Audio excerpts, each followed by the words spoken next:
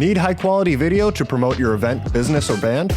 We can help. We're Pixel Pond, a video production team based in the Pacific Northwest, providing high-quality content to clients across the U.S. and Canada. Whether you want coverage of your live event to promote for next year, or need a camera and a camera operator for your next big project, we can accommodate projects of all sizes. Your story is important. Visit pixelpondllc.com or send an email to info@pixelpondllc.com to get started today. We can't wait to work with you.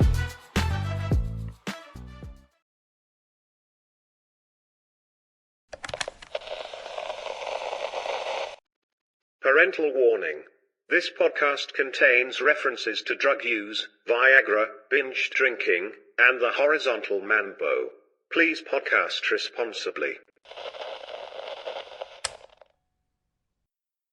This time on Gamers Week Podcast. Microsoft has teamed up with rubber footwear brand Crocs to give us some of the most eye-catching shoes on the market. The officially licensed Crocs have been designed to look like an Xbox controller, meaning they have been adorned with the controller's X, Y, B, A buttons and a D-pad, as well as left and right analog sticks and a white Xbox button. So are you guys going to pre-order these $80 Xbox Crocs? Just when you thought Crocs couldn't get uglier. Right. Xbox. So we have Xbox Boss, but now we have Xbox Crocs.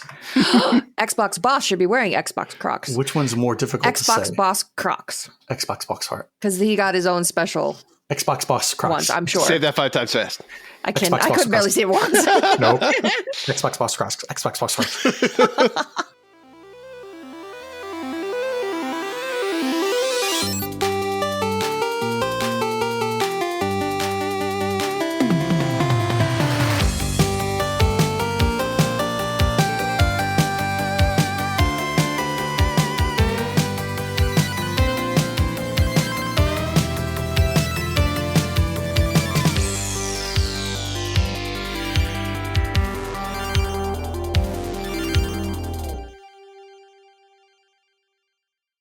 When strangers live in a house, stop being polite and start being real.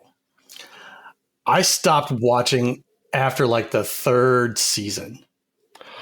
I have no idea what seasons I was watching. I remember London. I remember New York, France. California. I didn't watch the France one. No, I was making a joke. London, France, underpants. Okay. Did you like Real World better or Road Rules? Real World. I think I liked Road Rules. Debate. Oh, that could be a debate. Discuss. I'll have to moderate that one because shockingly, I've not seen either of those shows ever. So Shocked. I'm yes. shocked you say. Why they never had a Real World St. Louis? I don't know. Donnie G would have been down there first in line to try out. Oh my God, yes, absolutely. Real World Allentown, Pennsylvania. Horses and buggies. Yee, nay. Real World Rumspringa. I know what that is. Rumspringa. They turn 13 and they get to go out into the English world. What would you do if you were Amish and you were going to experiment? Cocaine. The cocaine? Just straight into cocaine. Actually, from what I understand, that the Amish population that doesn't go back to the church has a huge meth problem. So, ooh, yeah, really? The price of marijuana, but the addiction of heroin. I guess you're getting the most bang for your buck. There you go. No satisfaction. We are not doing meth now. We are just first time chatter. Loudmouth says, "I love that I joined and immediately heard shoot up heroin." That's what you get here. Welcome in, Tim. All right. Well, on that note, let's go ahead and get started. Welcome to Gamers Week Podcast. Like the name says, we analyze the best, worst, and weirdest headlines of the past week in the video game industry.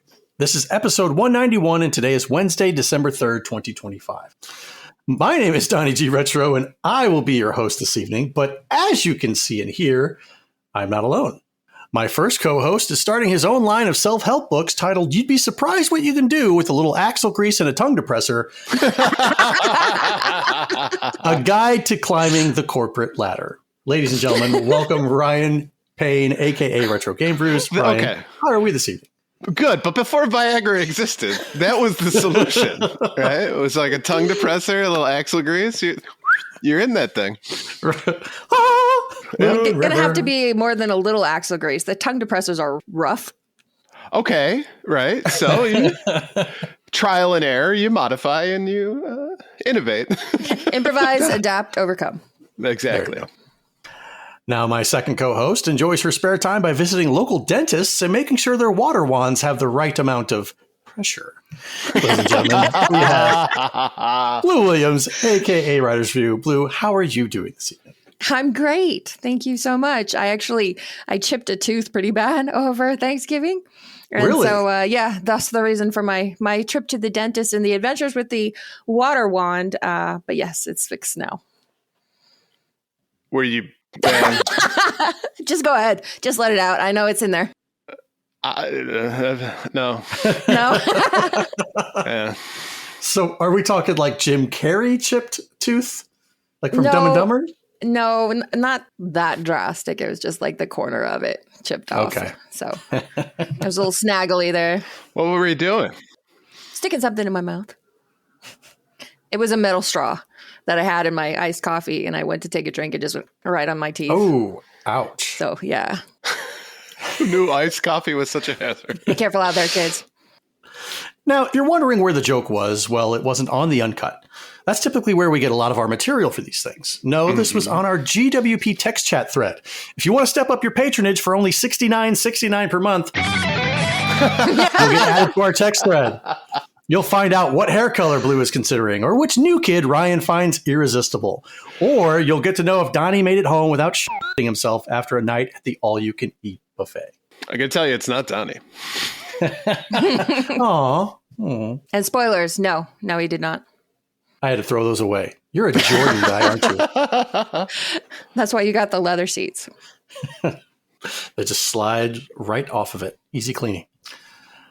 Want to start your own podcast? Maybe an educational book at the Anti-Cyber-Squatting Consumer Protection Act of 1999, geared specifically for people who think that buying up domain names for podcasts that aren't even theirs is a really neat and edgy revenge plot? Roger that. Roger that. It's very specific, but I'm sure it's not a true story. You think it's fiction? Oh, yeah, nobody would be that dumb. You'll need a place to host your show. Buzzsprout has a user-friendly interface, great analytics, and resources to help grow your audience. Use the link in the description to get a $20 credit when you sign up for a paid plan. Let's go ahead and jump right into our reviews, reactions, and requests this week. Daryl T says, I actually got my hopes up that the opening trivia question answer was finally not going to be redacted. Redacted. It seems so promising this week.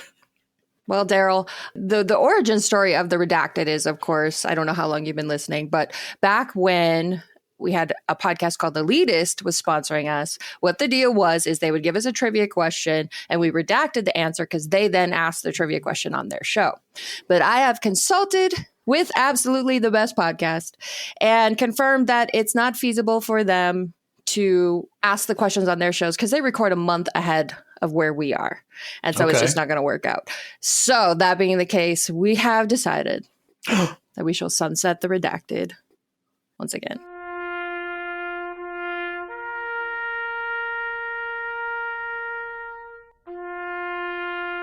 Hold on. You said we decided. This is the first time I'm Me, hearing this. absolutely the best podcast, and Daryl all decided. I was like, what the We're gonna Are you guys making decisions without me? That's right. She didn't want to hear what we had to say. Right. Right. After almost 4 years, you guys should have figured that out by now. Which gives more merit to the whole controlling thing.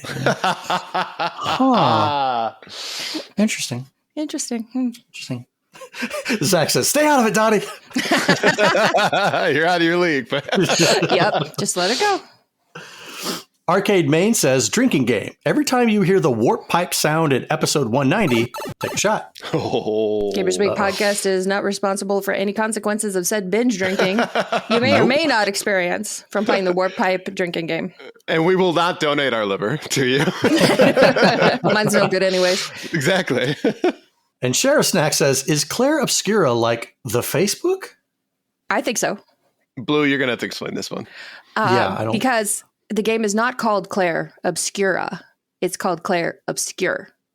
But when we recorded last week, you guys almost every time added an A on the end that was not actually there. Claire Obscura. Claire Obscura. Claire Obscura. Claire Obscura. Claire Obscura. Oh. It's my accent. Oh, okay. It's our East Coast accent. Yeah.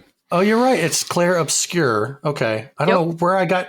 It's probably in the copy. I'm pretty sure it was in the copy. Yep, I agree. That somebody was messing with us, and now we look like idiots. Thanks, Blue. I don't need help for that. Thank you very much. Loudmouth says you got that Mario accent. Claire Obscura. Maria. Yeah. Claire Obscura. All right, let's go ahead and jump into our patron shoutouts. We couldn't do what we do without the help of our gorgeous patrons. Here are the generous folks supporting Gamers Week on Patreon. And we have a new patron to announce. A big thank you and welcome to La Shorty.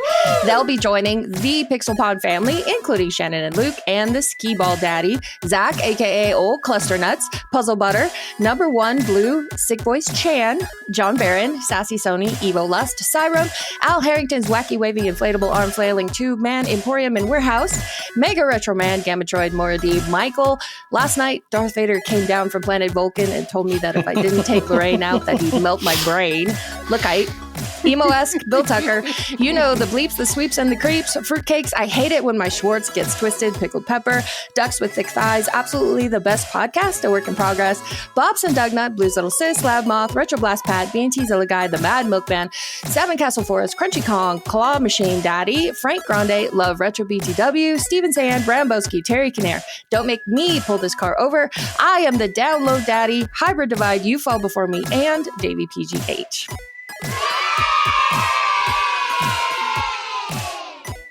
If you like what you hear today, and we really hope you do, please consider joining us on Patreon. Your support helps cover the cost of producing the show, as well as other cool stuff we'll be doing, like prizes and giveaways. You'll also gain access to our bi-weekly patron-only bonus cast called Gamers Week Uncut, Patrons with Benefits. That is assuming the boys ever getting around to editing the last 2 episodes. Visit patreon.com/gamersweek or follow the link in the show notes to learn more. Got called out. Yes, that controlling thing. Yeah, there it is again. Wow. Third time's a charm. It's coming. All right, thanks, Blue. Let's go ahead and jump into the headlines for this week. Well, this headline segment is proudly sponsored by absolutely the best podcast, A Work in Progress. Each episode, George and Zach discuss and rank all the best things, and right now they're working through every movie in the Alien vs. Predator connected universe. This week, they've got a trivia question for you. What was the first fully animated CGI character in a movie? Visit them at absolutelythebest.net or follow the link in the show notes. I don't know this one. I think this is one of those things where you got to know it because it's going to be obscure. Bruh. Understood that reference. Not even a guess. You didn't even want to try to. No, I would guess that it's like what's the control program in Tron? You know what I'm talking about? The face. Yeah. That was actually my guess too, because I was like, well, it's got to be way earlier than you would expect it to be, which is why it's a relevant question. And I was like, it sounds like something. I said I don't think it's in Tron, but it sounds like something a movie like Tron would have tried to do. Yeah, Tron didn't have anything animated like that. Nothing CGI animated. Mm-hmm. Initially, like the first thing that came to my mind was Cruel World. I don't know if you could really consider that as being like CGI animated. Yeah. Yeah, because it's basically just cell animation in a real world movie. So I scrapped that pretty quickly. For the life of me, I can't seem to think of what movie had some sort of CGI. Was it like Flight of the Navigator or something? Well, that's not a bad guess. I will give you a hint. It was 1985. 1985. 85. Okay, Tim. Yeah, Loudmouth is on the right track. It was a night in. I know it. Oh my God. I know it. Oh my God. It's one of my favorite movies. Young Sherlock Holmes. Are you kidding me? Well done. That was the first fully CGI, and I did clarify it. So no motion capture, fully CGI. Yeah, fully CGI. Holy crap. That movie to this day stands as one of my top favorite movies. I've Never seen it. Love it. It's great. You should probably give it a watch. It's dated, but it's really 85. I do kind of want to see it just because I can't imagine the CGI holds up from 1985. good. It's a little rough, but 40 it worked. years ago. 4D. All I keep thinking is that it probably looks like that music video from the Dire Straits, you know? Right? Yeah. No, much better than that. Yeah, okay. All right, let's go with this week's headlines. It turns out Saudi Arabia will own 93.4% of EA if the buyout goes through, effectively giving it control of the entire company. When EA announced in October that it will go private via a $55 billion leveraged buyout, a consortium of 3 investment firms were listed as buyers: Saudi Arabia's Public Investment Fund, or PIF, Jared Kushner's Affinity Partners, and Silver Lake. A breakdown of the ownership between these parties wasn't given at the time, but according to the Wall Street Journal, PIF will own 93.4% of EA, a gargantuan amount that renders the other stakeholders insignificant. Silver Lake and Affinity Partners are set to own 5.5% and 1.1%, and for both of these, PIF is also a significant investor in their group. In other words, if the buyout passes regulatory and shareholder approvals, the PIF will effectively own EA. The report lists some other finer details about the transaction, now public thanks to a filing with Brazil's antitrust regulator. $36.4 billion of the $55 billion cost will be funded in equity, while the remaining $20 billion will be debt. Remove an existing $5.2 billion stake PIF already has in EA, and it looks like PIF has put up about $29 billion for EA's buyout. PIF's huge majority may not come as a surprise to everyone. The fund is famously trigger-happy when it comes to buying stakes in the game industry, with tentacles in Take-Two, Capcom, Nexon, and Nintendo, among others. PIF itself is currently running at a low ebb when it comes to cash to fund its investments, though as Eurogamer noted last month, its video game interests aren't really to blame. The chief culprit here would be a futuristic megacity built in the desert. Yeah, it's this city in which is one street that stretches for miles long, supposedly. And it's going to be super high tech. And it is literally in the middle of the desert. You're still in the middle of the fucking desert. My favorite part about this is that when you say PIF, it just kind of naturally sounds like you've got a bad taste in your mouth with the expression on your face. PIF. PIF. Yeah. TK85 says, "Oh crap, did anyone think of the new EA slogan? EA Sports. It's inhumane." Well done. Well done. Yeah, that's a clap. Yeah. Ben Magnet says, "Oh, to have the ability to put a boo this man gif and throwing a brick at EA." Boo this man! Boo this man. Yeah. So, realistically speaking, Affinity Partners and Silver Lake will not own jack squat. Correct. And all of this talk about, oh, we're going to let EA we're going to let them do their thing. We're not going to be involved. Not when you own 93.4% of the company. No, sorry.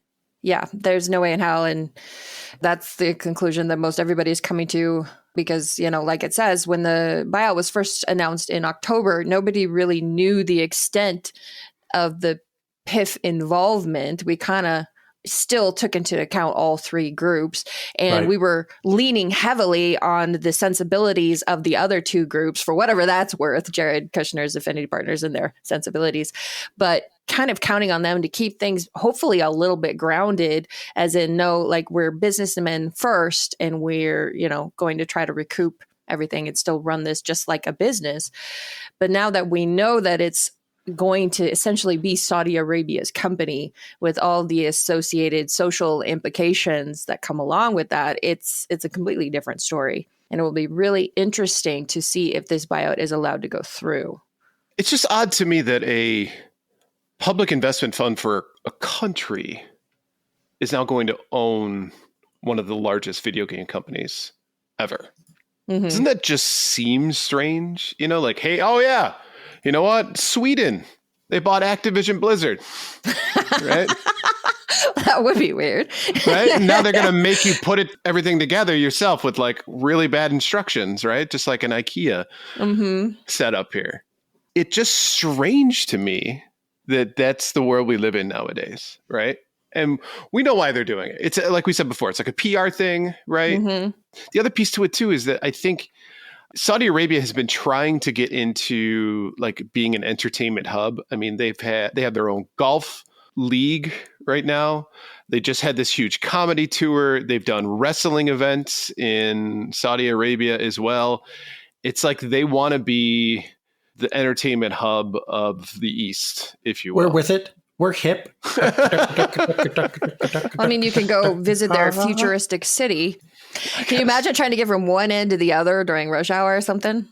Well, that's the whole point. Is that there's no rush hour. It's like trains and stuff that will take you everywhere that you need to go, and like it's a super efficient city. The trains just go back and forth. Back and forth. Yeah.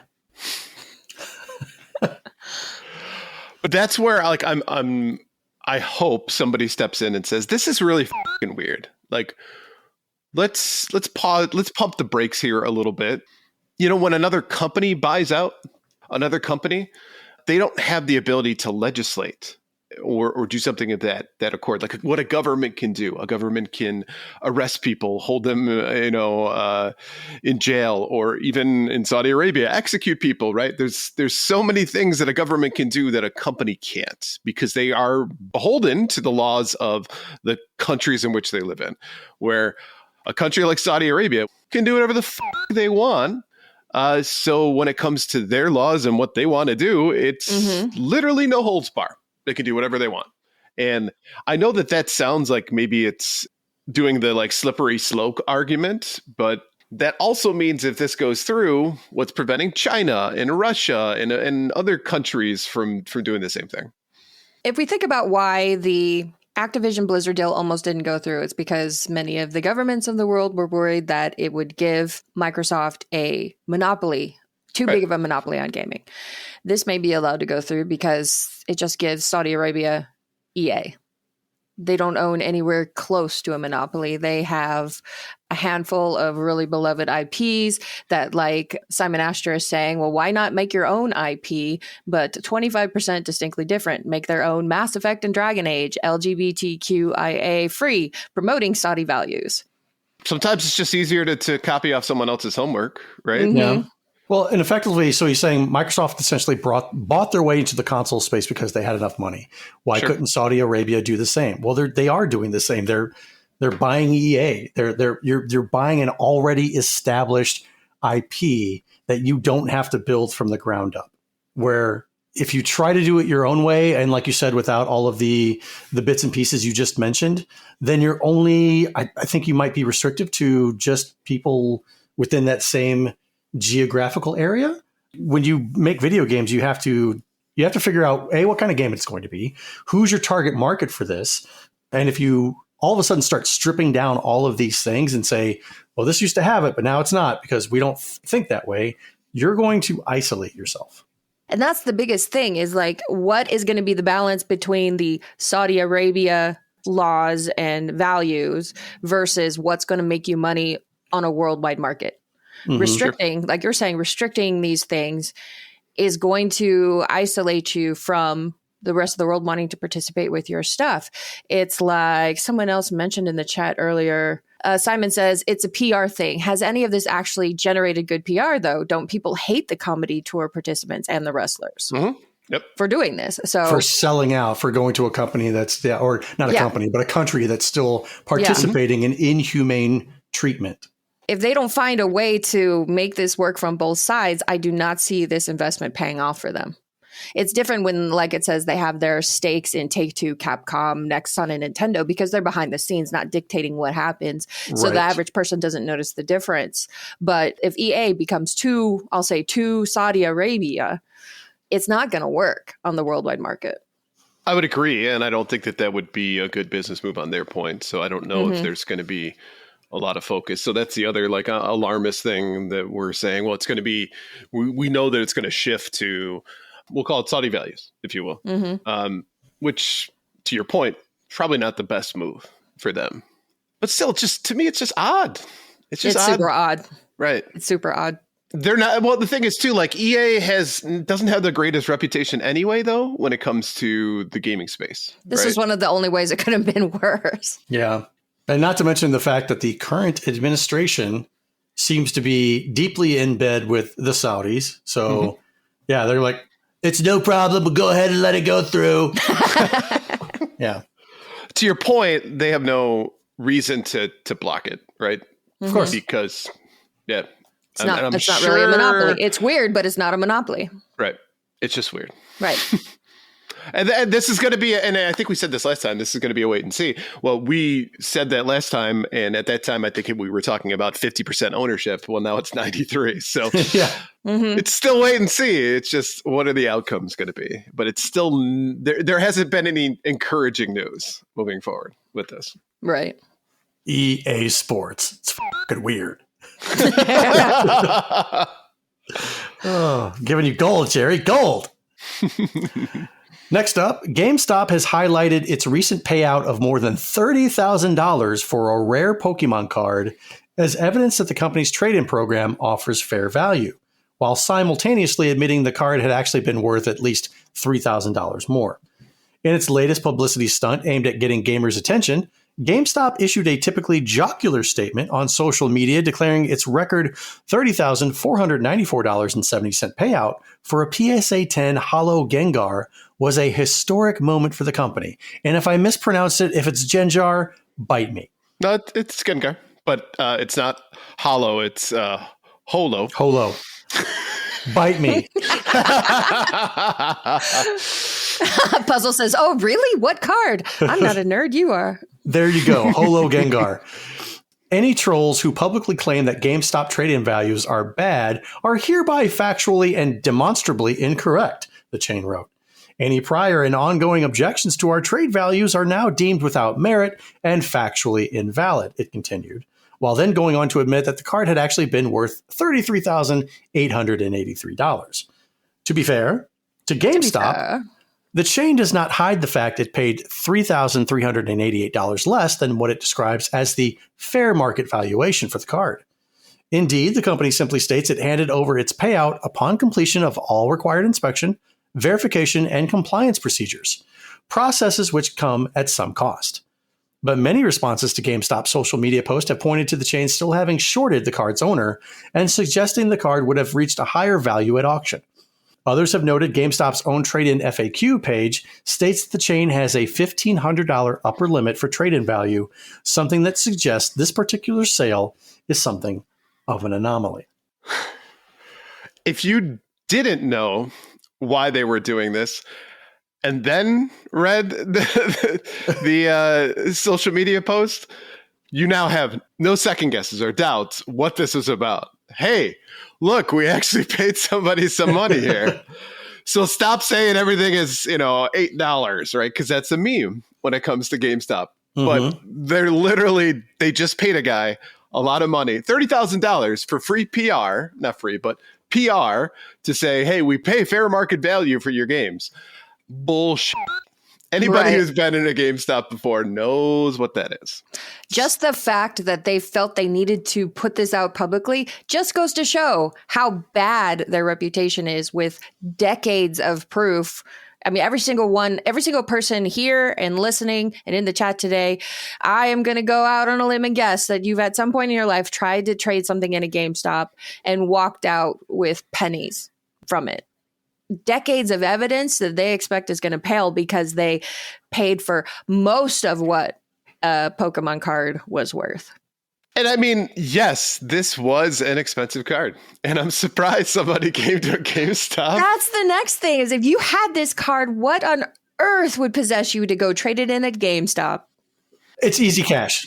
I wonder if somebody had it up on his site or something and GameStop reached out to them and was like, hey, we'll pay you this much. But could have. Yeah. Let us take pictures of it and shit because we got some things we want to do. Here's the problem. Here's the problem with this. If you go and try to sell this on eBay, there's so many different things that can happen. Not to mention that you're going to get hit with a bunch of fees that will more than likely equal the $3,000 difference. Okay. So GameStop not giving this guy the full amount, the full fair market value of that. They're a business. They have to make money. They got to make money off of it. Yeah, exactly. Them giving this guy the full amount, it does nothing for them. Yep. You also have to deal with trying to send something, an item, a $30,000 item through the mail, through USPS, through UPS, through FedEx, where now with cards, there are rampant thefts. There are workers who know what these cards look like what packages they get sent in, and they'll rip them open, they'll steal them. So there's always that. So going into GameStop GameStop is quick. It's easy. It's a way to offload your items safely, get the cash quickly, and be done with the transaction with zero worry. I think you got to be desperate, though, to go to GameStop specifically. I mean, there's got to be a card shop somewhere in your 50-mile radius of your house. Right. True, but you go to any card shop, they'll pay you like, oh, well, we'll give you 50%. They do what GameStop does with their games, only with cards. Yeah. Because they're like, well, we got to make a profit. Yeah, you know what? But I don't want to get screwed. Well, I will say that GameStop definitely made an exception for this one because they normally would give you 30% or 25% rather than 50%. Right. That's my thought is if I had this card, and even if I was desperate for cash today, you could walk into GameStop and probably expect that they would give you a deal. So you must have been real desperate. But like T-Ken says in the chat, an actual nice guy doesn't need to keep telling you what a nice guy they are. Yeah. Interesting. So Puzzle Better said a lot of card shops will buy things that are only on their shop list, usually posted. GameStop offers on everything. I did not know that. So GameStop just started doing this trade-in thing where they will take anything and everything.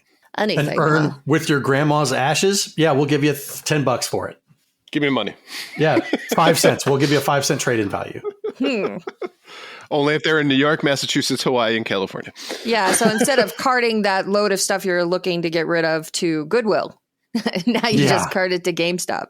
So Satisfaction makes a comment. I saw a documentary about an insider in PSA that graded cards and duplicated them and filled the slab market with fake graded slabs. Wow. I bet it was GameStop. GameStop recently, and I say recently within the past like year and a half or two, they started taking in submissions for PSA. So people can go into GameStop, fill out a form, drop their cards off. Interesting. So many people have talked about how they have gotten their cards stolen, their orders have not shipped, yada, yada, yada. I would never trust a third party. I don't even want to trust PSA. I have cards in there that I dropped off at PRGE. I've got a Ken Griffey Jr. rookie. I've got 2 Mike Trout rookies. I've got a Justin Herbert rookie auto that I've got with PSA currently being graded. Do I trust them? Absolutely not. Anybody in there could have like, oh, I like this card. Let me just take this, and because I know it's going to grade a 10, let me take this other one here that graded a 9 and just here you go, sir. Right. That's so f***ed up. You know, cards almost don't sound worth it. Right. They absolutely are not worth it. They're cardboard. Are you kidding me? Yeah. And you should start working at like Tops and print your own damn cards on the machine. Hey, don't worry, Steve. I got this one tonight. I got a few things. Oh, Honus Wagner. Hey, how come Ryan always wants to work Friday nights by himself? All right. Next up, Microsoft has teamed up with rubber footwear brand Crocs to give us some of the most eye-catching shoes on the market. The officially licensed Crocs have been designed to look like an Xbox controller, meaning they have been adorned with the controller's X, Y, BA buttons and a D-pad, as well as left and right analog sticks and a white Xbox button. On the strap, meanwhile, is a green Xbox logo, which has replaced Crocs' own crocodile emblem. As for price, in the US, these chaps are selling for $80, and if you're interested, you can join the waiting list now. Elsewhere in shoe news, to celebrate the 35th anniversary of the SNES launch in Japan, where it was called the Super Famicom, designer Gustavo Bonzanini created an homage that blends 90s fashion and technology. The Air SNES are a heavily customized version of the Nike Air Max 90, inspired by other gaming-themed sneakers, but Bonzanini's creation doubles as a functional retro console. Holy shitballs. Given the size of the Super Nintendo and the chunky cartridges it used, Bonzanini opted to go the emulation route and used a compact Raspberry Pi 0W. It has more than enough processing power to play 16-bit SNES games using the RetroPie controller that Bonzanini customized to match the look and feel of the sneaker. All of the electronics, including the battery with enough capacity for up to 30 minutes of gameplay, can be found inside the sneaker's tongue. Unfortunately, they're just a one-off creation with no plans to commercialize the design, and I can almost imagine that thing catching fire almost immediately. Do you really want to play for more than a half hour on your shoe, though? Looking at a little screen on your tongue. No, it's got a aux cable out. Oh, So, yeah. Okay. yeah. Okay. Still, you need a CRT, though, to play.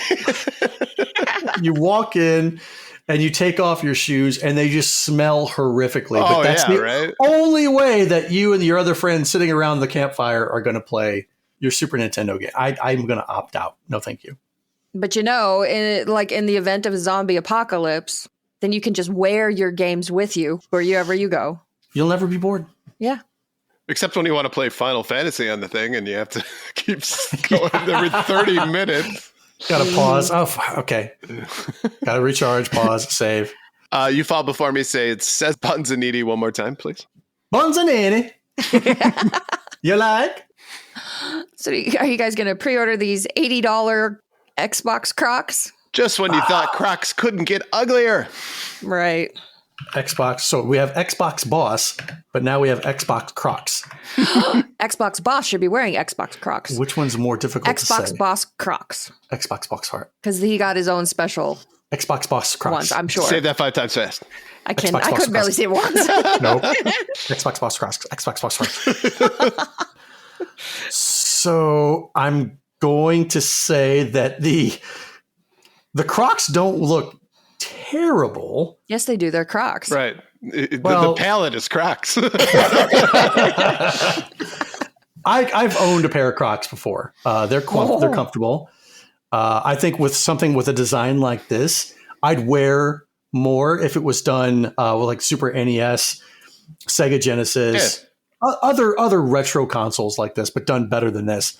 It looks like, I don't know, it looks like a frog with a bunch of bumps on the top of the shoe that you don't want to touch. You're like, that screams danger. It's like, don't touch me. You don't want to do that. That's what this says to me. Yeah, but can't you lick the top of a frog and get really high? I don't think that equates. You try it first. Yeah.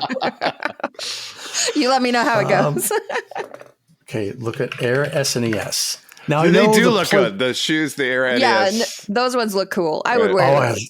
I love that color palette. The purple and the, Mm-hmm. Which is interesting, though, if I could do an actually. If he's celebrating the release of the Super Famicom, but he used the Super Nintendo color scheme. The North American Super Nintendo. Right. Yeah.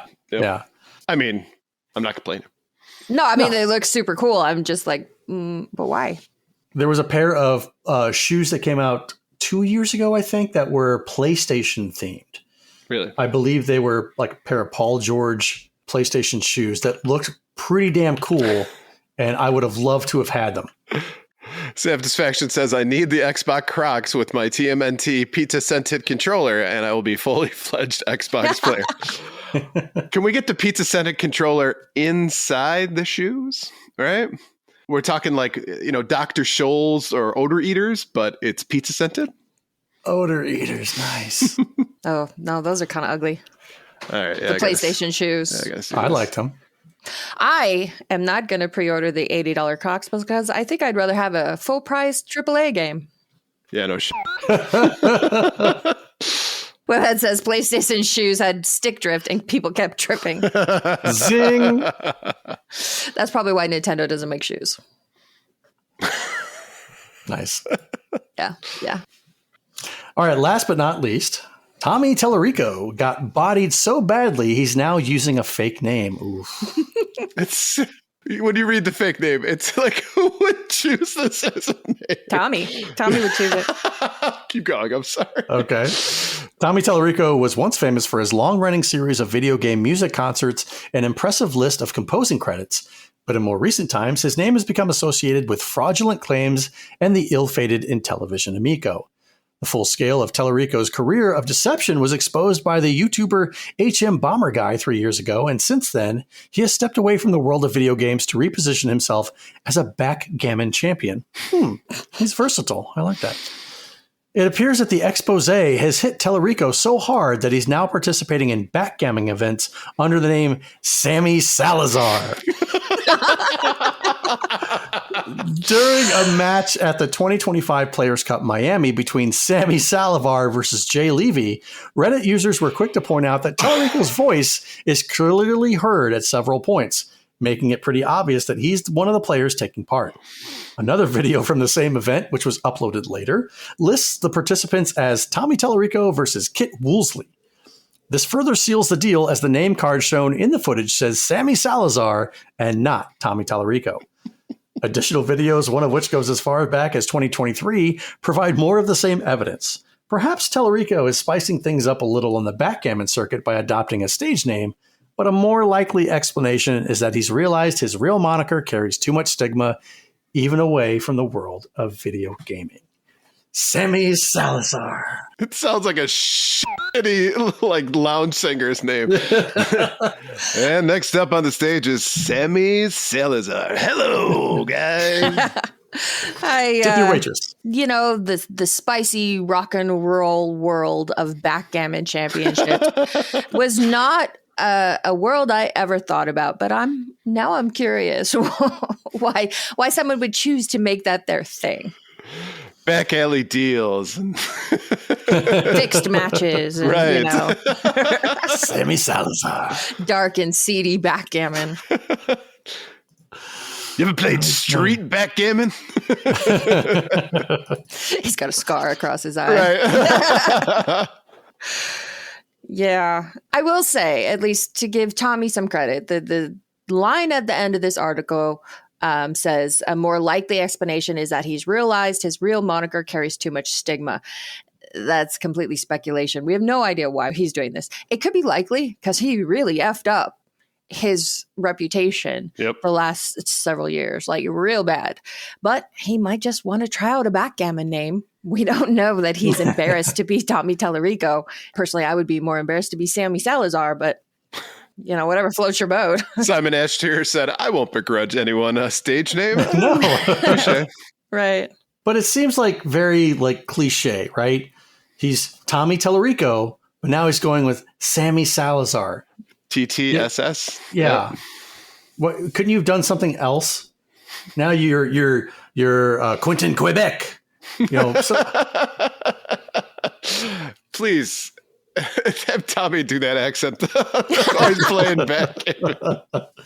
Why did you move that piece there? Donnie's new name for the Discord. Quentin Quebec. Quentin Quebec. I'll change it. I'm Quentin Quebec. Dick Darlington. This is Simon Ashtier. Yeah, there are so many choices. Oh my God, Dick Darlington. With an Australian accent. Dick Darlington. Ryan, can you give us a 60-second breakdown on why Tommy Tallarico effed up his reputation, just in case anybody listening is missing the context? So Tommy Tallarico was exposed by H-Bomber Guy, stemming all the way back to the beginning of his career, but he started off in video game music, moved into development, created this big reputation that he was a star of video game development, and then eventually decided that he wanted to create his own console called Intellivision Amico, because he wanted to relive his childhood where people played couch co-op. They created this whole Kickstarter. They had these crazy ideas about what this thing was going to be. People kept pumping money into it. There were people who were like stands for Tommy Tallarico because of his reputation, never delivered, and basically scuttled the company behind closed doors without even announcing it. So everybody was left holding the bag except for Tommy. Right.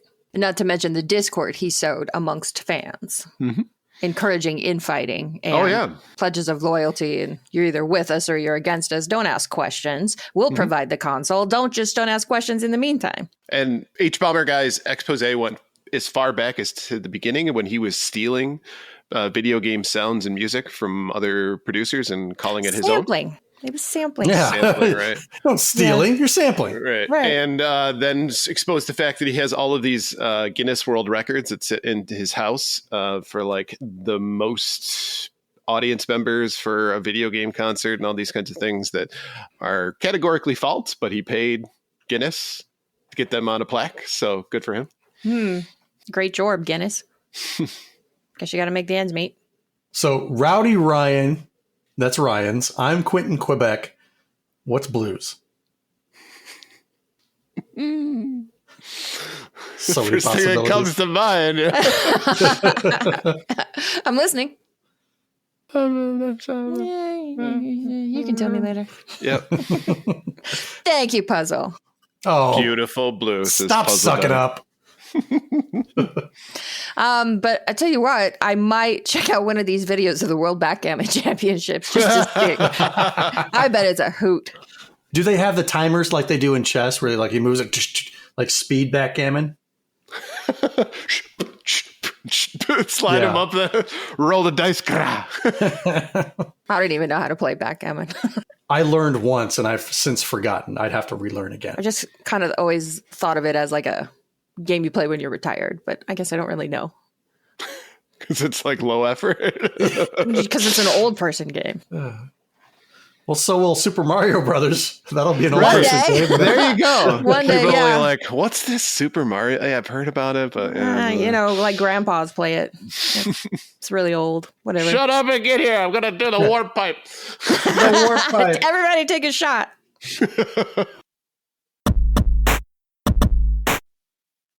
All right, let's go ahead and jump into our top 3 new releases. All right, first up is Marvel Cosmic Invasion out on PS5, Xbox Series X and S, Switch 2, PS4, Xbox One, Switch, and PC. A cosmic battle awaits. Choose between 15 Marvel superheroes in this frenetic action beat-em-up to fight against the deadly annihilation wave threatening the galaxy. From New York City to the depths of the negative zone, the future of the Marvel Universe will be fought for across the stars. Next up is Octopath Traveler 0, out on PS5, Xbox Series X and S, Switch 2, PS4, Xbox One, Switch, and PC. Start from zero and discover the newest entry in the Octopath Traveler series. Experience a story of restoration and retribution over the Divine Rings, an epic saga that unfolds across the realm of Orstera in this prequel to Octopath Traveler. And then finally, it's been 84 years. Metroid Prime 4 Beyond out on Switch and Switch 2. Deadly sharpshooter Silex has finally caught up with renowned bounty hunter Samus Aran. After an unexpected accident in the wake of their clash, Samus finds herself transported to Vuros, a mysterious planet once inhabited by an ancient race. Scan your surroundings for clues, make the most of your equipment and weapons, and use Samus's newfound psychic abilities and her technologically advanced bike, the Viola, to traverse and explore the environment. You'll need every tool at your disposal to survive and escape Vuros. It's Viola. Not Viola, Viola. So out of these 3, what are you in for, Ryan?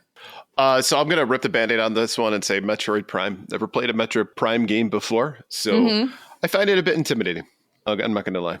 So curious, but not a must-buy this week. Which leaves me with Marvel Cosmic Invasion and Octopath Traveler. And in this particular instance, I think with Marvel Cosmic Invasion, it looks good. It has at least the vibes for me of like the old X-Men arcade, which I loved. I've got so many great stories of that. But at this point, I'm just beat 'em upped out, if that's a term we want to use. I'm just getting some of that fatigue for beat 'em ups. I'm sure if I give it a year or two off, that I'll probably have the itch, and this will be something I will definitely use to fill that void. Take that as you will. Okay. So that leaves you with Octopath Traveler. I loved the first Octopath Traveler. I've never played Octopath Traveler 2, but the fact this is a prequel is actually kind of perfect for me in that sense. You know, I get a chance to learn a little bit more about the backstory of the lore. I got to be honest with you, I kind of like prequels. A lot of times it's a great way to answer questions that you had about a particular lore when it comes to a universe. Like I remember playing Lufia 2, which is actually a prequel to the first Lufia, and great game. In fact, that game ends right as Lufia starts. So I think this is perfect for me, up my alley. Octopath Traveler, great game in general, and it's available on like every platform, so I don't have to be picky. So this week, going with Octopath Traveler 0. Sorry, Zach. And Zach took that personally. What about you, Donnie? I'm with Ryan. I've never played Metroid Prime, even though I own, I think, the one for the Switch, one of the ones that came out, the Metroid Prime Remastered or whatever it was. I've never played a Metroid Prime. I've never really fully played Super Metroid for the SNES. I think there was just so much trauma with the original Metroid that I was just like, you know what? I don't really want to do this right now. And I never did. So it's a game I still need to go back and play, but I really don't see anything that's drawing me to Metroid Prime 4. Like Ryan, this leaves me with Marvel Cosmic Invasion or Octopath Traveler. Never played Octopath Traveler, never played any of those games, but the game looks pretty damn good. It's Square Enix. It looks like a throwback to all of the great Square Enix RPGs that we've known from the 90s. I feel like I could find myself playing this one, but I think the game that I'm going to go with this week is Marvel Cosmic Invasion. I love a beat 'em up. I'm not beat 'em up out. I could still beat 'em up, like so for those who are just listening, not watching what Donnie's doing, he's how would we put it? He's downhill skiing. I'm not downhill skiing. Yeah, there's difference. It's more like a shake weight motion. Yeah, okay. Both sides though. Both sides, yes. He's got two shake weights, yes. And the proper form that's up by his face. So there are two drums right here, and I'm just banging them like this. I love a good beat 'em up. I have not played Shredder's Revenge yet. I've played Streets of Rage 4. Love that game. Mm-hmm. Love the Streets of Rage series. Beat 'em ups for me is where it's at, and this one looks freaking amazing. So I think I'm going to pick this one up. I think it even came in at $26 or $29 on Steam. That's super cheap. Vance Velez says he's demonstrating how to play Outrun properly. That's how he got the Twin Galaxies record. Using the shake weight method. Yeah, it was, I hacked a U-Force and 2 Power Gloves, and that's how I was playing Outrun. Blue, what about you? All right, so Metroid Prime 4, I love the Metroid platformers. I do not love the Metroid Prime series, so you will have to forgive me. I will skip that one. Marvel Cosmic Invasion, I mean, it actually looks amazing. Watching the trailer gave me a bit of arcade nostalgia. Yeah. So while I think the gameplay is probably fun, I'm just not a Marvel fan. And like Ryan, I do have a bit of the beat 'em up fatigue. So, that's one I may pick up in the future, may pick up on a sale, but am I going to spend money on it right away? Absolutely not.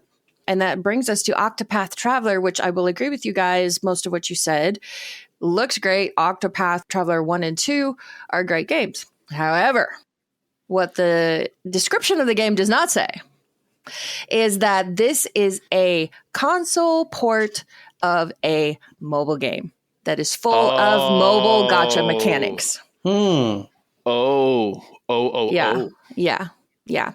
So not going to do that one. Not going anywhere near it. I ain't gonna do it. Which means that in a lineup that on paper actually looks like a great week, I'm going with nothing. Oh. Whoa. Okay. Yeah. By the way, what a tragedy. Mm-hmm. What a absolute tragedy to bring a console game or a mobile port for a console and put it up to the same tier as Octopath Traveler. Right. That's just... Try to sell it like it was intended to be a console game and is not full of gotcha bullshit. Yeah, I agree. I am sick to my stomach. Indeed. Mm-hmm. So you can still play 1 and 2. But yeah.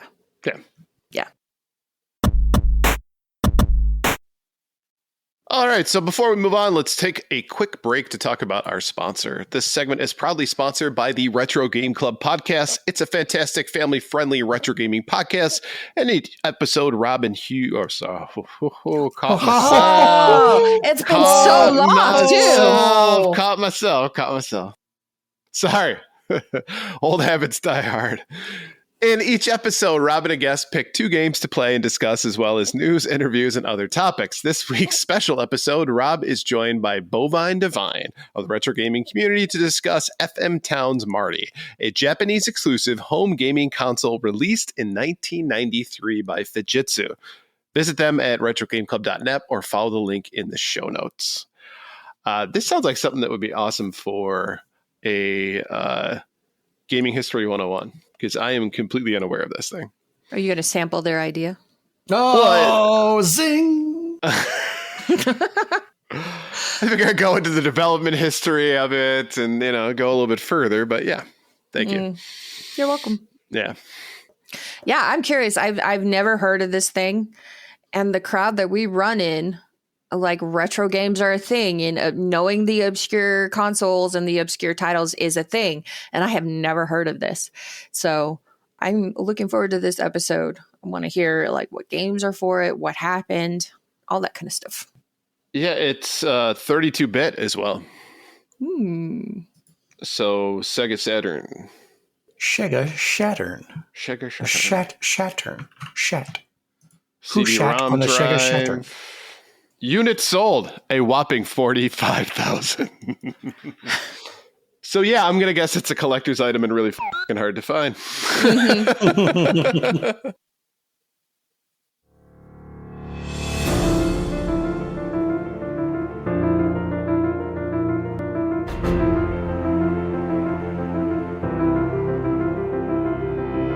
So welcome, one and all, to Gamer Week Debates, where we waste time debating topics that don't matter. Tonight's debate will tackle a decade-old playground conflict. Does Genesis truly do what Nintendo don't? My name is Ryan Payne, aka Rowdy Ryan, and I will be your moderator for tonight's debate. Our participants are Mr. Donald Griggs, arguing on behalf of the affirmative, and Miss Blue Williams, talking on the side of the opposition. Don't ever use my f***ing government name like that. If you're going to do that, then you need to use hers as well. You put Donald, but yet you chose Blue for her. Same level, moderator, okay? I wrote it. Oh, full you. I know, Griggs, every time we've done a debate. You just now noticed it. Point your ire at the Yeah, and I changed it. Did you? I changed your name. You're stalling. All right, so let this debate begin. Starting with Donaldo, you have 45 seconds to open your summary. What did Genesis do that Nintendo didn't? Sega's claim to fame that it would do what Nintendo isn't doing. Well, what does that mean exactly? Blood and sex. Sega's games had blood. Sega's games had scantily clad females. Nintendo's games had your Aunt Beatrice and your Uncle Artie playing Pinochle. Look, if you wanted to be cool and edgy and appear to be grown up, you played Genesis. I remember playing Mortal Kombat for the first time on the Super Nintendo and feeling like I was robbed because there was no blood. What was that white stuff blasting off of Raiden as I hit him? Sweat? Are you kidding me? Night Trap had women in negligees running around a house full of traps. Hubba hubba. Nintendo did eventually get with the times when Super Smash TV and Mortal Kombat 2 came out to the system. 5 seconds. Those games had blood, but Sega had many more games that implemented blood and gore. Sega was instrumental in the creation of the ESRB, for crying out loud. Well done, Mr. Griggs. Thank you. Blue, it is now your turn for your opposing opening summary. Thank you, Mr. Payne. In the early 90s, Nintendo controlled more than 90% of the console market by some estimates. But in a few years, Sega did manage to cut that share down to only 65%. Their secret was incredibly aggressive marketing. Genesis does what Nintendo don't was just that. A clever turn of phrase from the early 90s that likely earned someone on the marketing team a nice bonus. However, as history has proven, that snappy marketing lacked the actual substance to back up its claims. You see, while the Genesis was famously the Super Nintendo's greatest competition, its release date initially made it an NES competitor. Everything was fine while the Genesis was still punching down on its 8-bit cousin. But once Big Brother Super NES arrived, well, we're all old enough to remember what happened next. Wow, within time as well. Look at that. Bonus points. Then again, you're the one who created the rules. Yeah, right? Right. Controlling again. Oh, it's the third time, the charm. One of these days, you guys will figure it out. All right, Donnie. So let's hear your argument, your affirmative argument. You have the floor. 45 seconds. Timer starts when you start talking. I will admit that Nintendo did have some great commercials for the SNES. Who could forget our Lord and Savior, Paul Rudd, strolling into the abandoned drive-in, slamming in an SNES game and playing it on the big screen. There's also the Final Fantasy III commercial where a mogul screams out, "Next!" as he's interviewing monsters to be part of the game.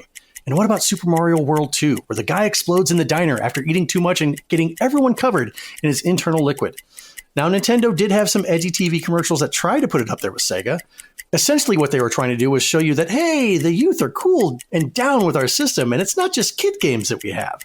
Most of what Nintendo did was cozy and cute, with a few exceptions. Sega had commercials with car crashes, loud musics, and the infamous Sega scream that still resonates with you to this day. Well done. Miss Williams, you have 45 seconds to oppose. Yes, the Genesis admittedly had the leg up on the blood and guts. It had the leg up on fighting games. Congratulations. That counts for about as much as when N64 stands point to wrestling games as evidence of that console's superiority. At over 1,700 titles, the Super Nintendo's library was more than double the 900 plus games that the Genesis could offer. True, much of the Super Nintendo library was dependent on region, but as my Sega fanboy opponent mentioned, it was the only place you could play Super Mario World, The Legend of Zelda: Link to the Past, Donkey Kong Country, Super Mario Kart, Chrono Trigger, Final Fantasy IV and VI, Earthbound, and so many more. It excelled in world-class platformers and RPGs that are still revered and studied and loved to this day. NHL 94 and James Pond just can't quite live up to that. I will give you another additional point for leaning into the word "for," so that it would hurt Donnie even more. That's the civility or lack thereof that I'm talking about. All kids games, all of them, all kids games that you mentioned. Wait your turn, sir. All kids games. Technically, it is his turn. All right, Donnie, timer starts when you start talking. So let's talk about the add-ons. Where do I begin? When it comes to the SNES, we got a mouse, a piano, and a grenade launcher. Oh, and one small add-on that lets you play your Game Boy games on the SNES. What did the Genesis have? What didn't they have? The Sega CD, the 32X, the Activator fighting ring, the power-based converter, which allowed you to play your Master System games on the Genesis. Oh, and the Sega Nomad, a handheld portable Sega Genesis that allowed you to play all of your Genesis titles, and not just a watered-down mini sprite on a dull green screen. Oh, snap. All right, Blue, you're up. What is your rebuttal? Sticking with North American dates for simplicity, the Genesis released in August of 1989. Super Nintendo did not release until August of 1991. So for 2 whole years, the gaming market consisted of the 16-bit Genesis against the 8-bit Nintendo. That's like sending your local high school football team out to face the 76 Pittsburgh Steel Curtain D-line. Even as amazing as the 8-bit Super Mario 3 was and continues to be, it naturally paled against the flash and spectacle of the Genesis pack-in Sonic the Hedgehog. But this was an apples to oranges fight. It's true that Sega found a hit with Sonic, but whereas the Super Mario IP has consistently put out hit after hit for decades, the quality of the Sonic series has been inconsistent, to say it lightly. Is this a sprint or a marathon? Do you want to win the battle or the war? Next time you pull up the Genesis app on the Nintendo Switch Online service, I think you'll find the answer to that question. Oh, shit. Super Mario World, yay. Super Mario World 2, bleh. Yeah, but that's a continued success, right? I'm loving this so much. I kind of don't want it to end. And so I'm going to give one more round of negative rebuttal and positive rebuttal. Donnie, you're up. Give me one more argument before you close up. Okay. So now when it comes to differences in games, my argument lies more neutral ground. Turtles in Time for the SNES is far superior than Hyperstone Heist. WWF Royal Rumble played better on the Genesis and also had a different roster, including Hulk Hogan. Have you played both versions of Shadowrun? There are games that have notable differences like the ones above, but there are some like Aladdin and The Lion King, which really come down to just personal preference. At the time, Sega had a much more dominant arcade presence than Nintendo. I'm referring to when the Genesis came out. This allowed them to port some of their arcade classics to the Genesis, like Shinobi, Outrun, Super Hang-On, and Afterburner. Nintendo was no longer in the arcade business, as their dominant titles were mostly all ported to the NES. When comparing the arcade titles that were out at the time and ported to the Genesis, it looked way cooler than some 8-bit sprite jumping and hitting his head on blocks. Nice. And Blue, for your final rebuttal, are you ready? So while my opponent is a known Sega fanboy and cannot therefore be trusted, he does make a few valid points. Whereas the Genesis had Sonic, Nintendo had Mario. Genesis had blast processing, whatever the hell that was. Super Nintendo had Mode 7 and the Super FX chip. Genesis had the blood code, whereas Super Nintendo got sweat. Genesis got an optional 6-button controller. Super Nintendo had only 4. In many ways, it was a battle of preferences. Which did you like? The smoother frame rate, or do you like the better color and sound? However, ironically, the phrase Genesis does what Nintendo don't is even more true today in a roundabout way. Now that it's a third-party software developer, Sega releases its titles on hardware that is not its own, which is something Nintendo has never and likely will never do. You take that back. We're focusing strictly on 90s stuff. We're not talking about right now. You take all of that back. I want that stricken from the record, please. Agreed. That is stricken from the record. It should be Dreamcast than before. So Dreamcast to SG-1000, GameCube to NES. So I agree. We will stricken that from the record. It is stricken it. It has been strucken. Strucken. All right. So why don't we go ahead and close up our arguments? Donnie, starting with you. What are your closing arguments? In conclusion, the console wars of the 90s were amazing to be right in the middle of. Two companies vying for your dollars and trying to outdo the other one. If you wanted to keep your underwear from being pulled over your head, you chose Sega. If you wanted your grandma to keep giving you smooches and knitting you sweaters with big birds on them, you chose the SNES.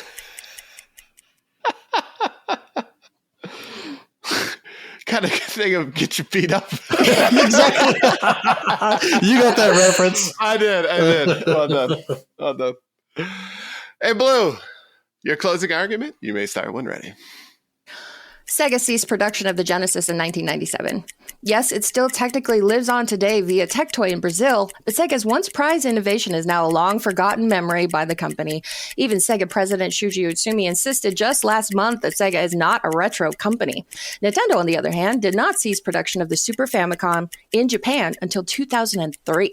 That means the Super Famicom outlasted not just the Genesis, but also the Game Gear, the Sega CD, the Sega Saturn, the Dreamcast, and, in many ways, Sega itself, when the company exited the console market altogether in 2001. 90s gamers remember the Genesis does what Nintendo movement more for the hype it created at the time rather than the legacy it was able to sustain. Unfortunately for Sega, history has already decided the clever phrase simply wasn't enough. All right. Nicely done, you two. Give him a round of applause. Give him some clap emojis in the chat. Thank you guys for participating. This was oddly civil, except for a few small digs. I am proud of you both. I feel like you both came with really compelling arguments. For me, I would like to choose a winner. And that's me, because I didn't have to engage in this. I won today. And you know what? This is great. I didn't have to prepare anything for today's conversation. This was fantastic. So if we could do this every week, I'd be happy to be your moderator. So thank you both. Now, that being said, I don't hate the Super Nintendo. I have so much love for the Super Nintendo. There are a lot of great games. You know, I know really who truly won the 90s console wars. I have a love for both consoles, Sega and Super Nintendo.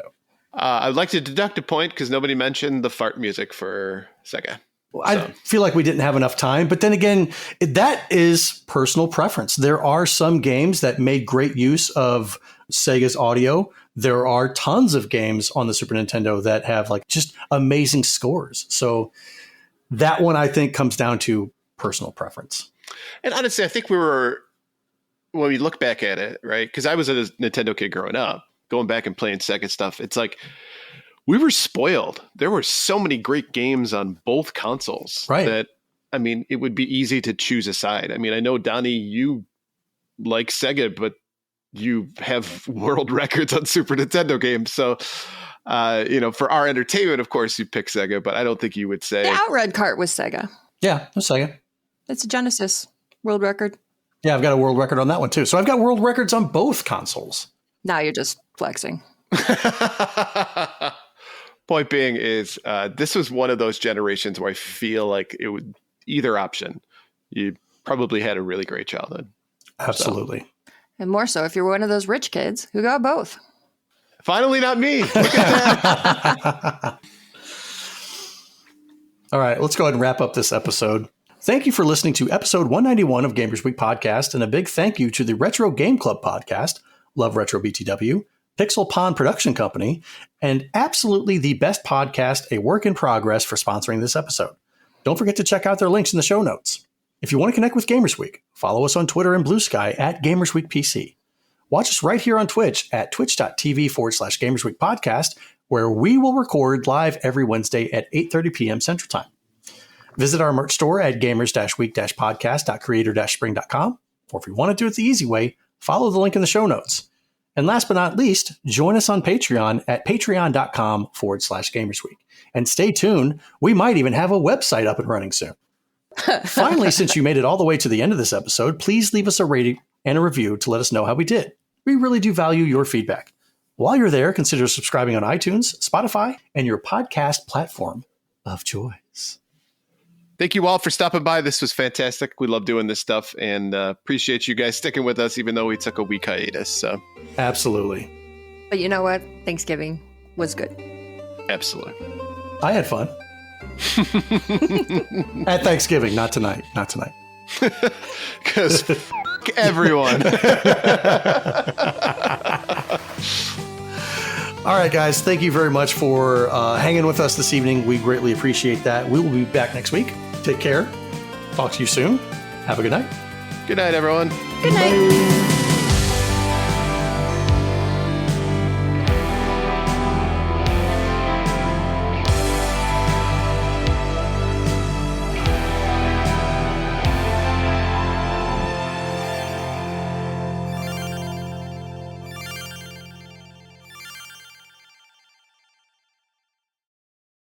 Ooh, Satisfaction. Really? We would have hallucinated about Sega coming back. Ooh. Well, then, That's why you Put get it in. addicted, because you have to keep taking it to keep the hallucination up. Put it in. I'm tapping the vein, man. I want to do a main line. Instead of chasing the dragon, you're chasing the hedgehog. And you will not catch him. I could just see the disclaimer before the episode this week. This episode contains references to drug use. Over and over and over again. And over and over. And over and over. Welcome to Gamers Week Uncut. Welcome to Gamers Week Uncut. Welcome to Gamers Week Uncut, Patrons with Benefits. This is the unscripted, patron-only bonus cast with less editing and more dirty jokes. We don't know where the conversation will go, but we're sure it will be weird.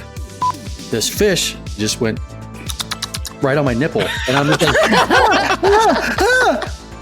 I Google Street Fighter 6. The first search result that comes up is people think they can see Ryu's in the Street Fighter 6 reveal. Listen up here, kids. You're not going to want to get one of those VD-STDs things, right? Make it fall off. When you go, grab a pro. You'll be doing it for America. That was perfect. If you want to hear weekly episodes of our patron-only bonus cast, join us at patreon.com/gamersweek.